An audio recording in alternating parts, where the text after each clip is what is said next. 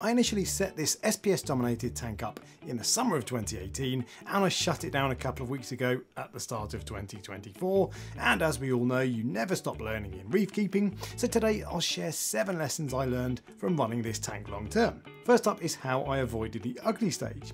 While I did get outbreaks of cyanobacteria and dinoflagellates later down the line, this tank didn't go through the typical ugly stage in the first 6 months. I used mostly dry rock and sand, but crucially I added some established live rock from a previous tank that had been running for a few years, and I added an algae eating fish after a month in the shape of a one-spot foxface. And at no point in the first few months or at any time later did I have any unsightly outbreaks of algae. And I'll follow this method when I set up my upgrade, carrying over as much live rock as I can and keeping algae munchers in the tank from early on. And on the back of the results BRS have had in their various tests, I'll also add plenty of copepods from the start as well.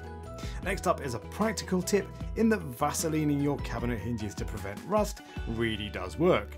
These are my 6-year-old hinges from the day I broke the tank down, and they look more or less as good as new. Because sumps are damp, humid areas, I've seen countless people posting photos online of rusty hinges from their sumps, but my hinges were all more or less in mint condition, and all I did was to cover them in Vaseline on day 1. There was no further maintenance, no Vaseline top-ups, just a one-time application that completely prevented any rust, which is all the more impressive in a poorly vented cabinet like this one with next to nowhere for the moist air to escape. And third on my list is one coral that I grew to hate more than any other, Montipora. Now I had a couple of absolutely stunning Monties in the form of Tropic Thunder and Sunset Monty, but they grew so much faster than all of my other corals that in my opinion they're not really compatible with an Aquapora dominated tank. And while I plan to keep on top of them with regular fragging, many Monties both encrust and plate out, which makes them really hard to remove in practice. And they also smother and kill most corals that they come into contact with. And that was a big part of why I wasn't happy with how the tank panned out in the end, so I won't have any encrusting or plating Monties again, and I'd recommend avoiding these corals if you want an Aquapora dominated tank. And next up is a coral I had the opposite problem with, Aquapora tenuis. I tried at least 5 or 10 frags in the 6 years I had this tank, and I only had success with one of them. Some died within a couple of days of going in the tank, while others looked good to start with, but never took off. And I had 4 that didn't grow at all for 12 months, before eventually withering and dying for no obvious reason. This piece was the only tenuis I managed to have success with, and it did at least grow to a full-size colony. But even then the colours were nothing special, and when I started to shut the tank down, it decided it wasn't happy and ended up stripping and dying. So I personally found tenuis to be the most challenging coral I kept in this tank, and they won't be on my shopping list if I ever go back to SPS corals. Moving briefly onto equipment, and as you'll know if you've watched the channel long enough, I've had more LED lights than most people have had hot dinners. And with lights, what I can tell you is that I personally love really good shimmer with a bit of deep blue fluorescence in the evenings, and that was what made my tank look the best to my eye.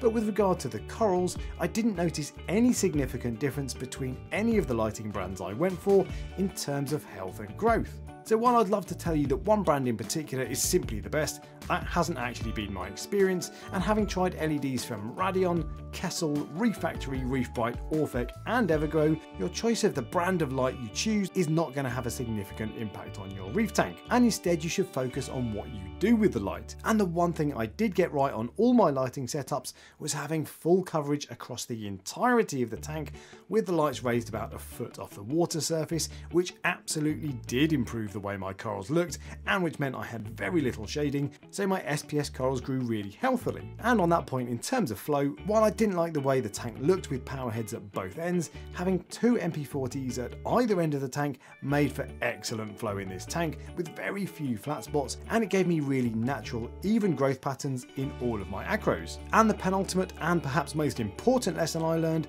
was that you really should test salinity regularly.